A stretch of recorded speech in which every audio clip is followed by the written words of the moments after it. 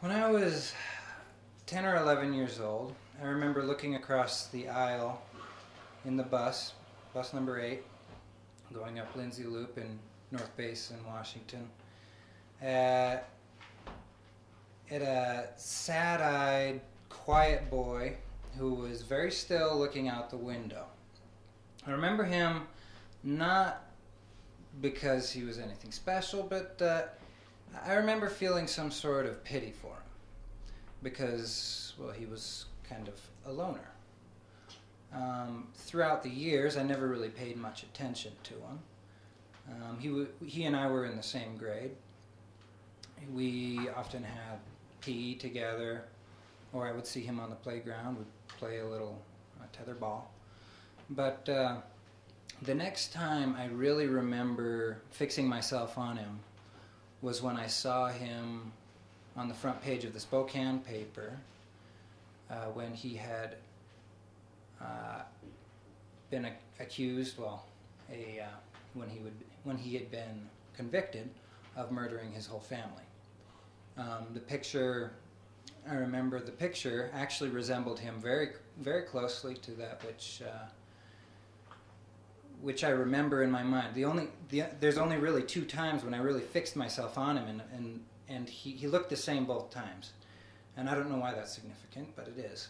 He from the photograph on the Spokane paper, he looked out of the corner of his eye.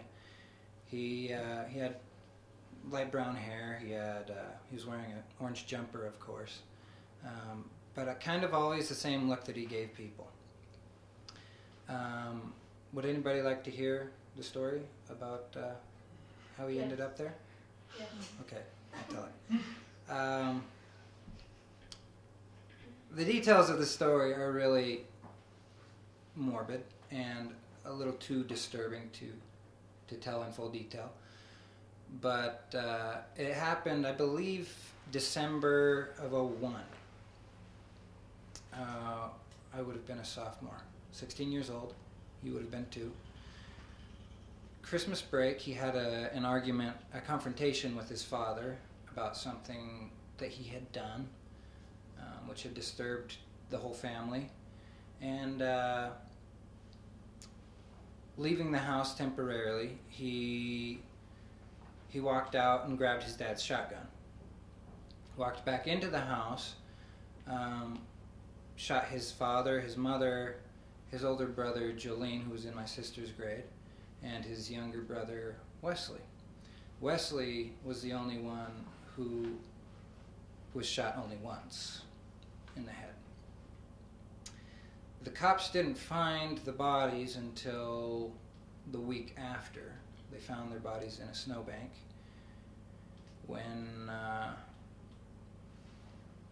think somebody suspected something. So a neighbor. But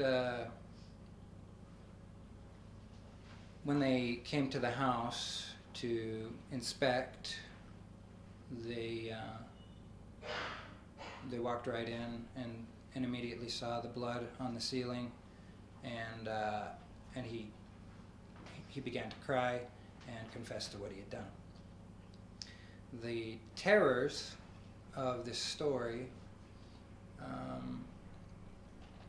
well, it's haunting to me because it's real, because he was somebody that I knew in high school, somebody that I really known while growing up, though I didn't really know him, and the unspeakable things that he did to his family and to their bodies thereafter are the result of something that was going on in his mind.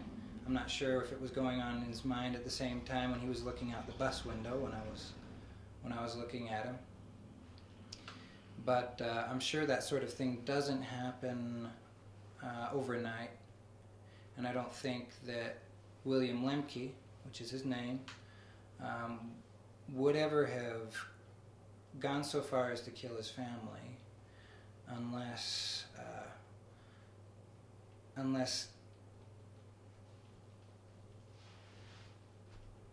he had been prepared to. And that sounds kind of weird, but I think that every one of us really prepare for everything that we do in life. Even when it's a rash decision like killing your family, we really have prepared whether or not to follow through with something, according to the decisions that we've made previously and the things with which we occupy our minds. So that's my story about William Lemke. If you want details after, I can share them with you. But I hope you have a very happy Halloween. Amen.